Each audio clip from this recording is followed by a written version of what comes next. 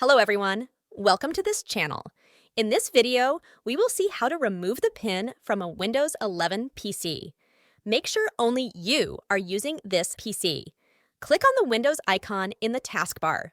Click on Settings. In the Settings window, click on the Accounts option. Then select Sign In Options.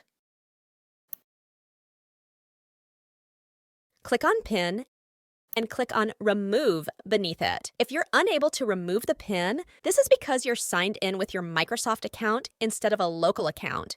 You can create a new local account and not use the pin in that account. Here's how. From this window, select Accounts.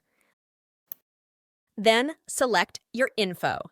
In the Microsoft Account tab, select Sign In with a local account instead. Click on Next.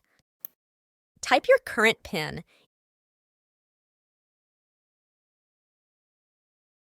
In this window, you can set up a new password for your new local account or leave it blank to not use any password. Click on Next, select Sign Out and Finish.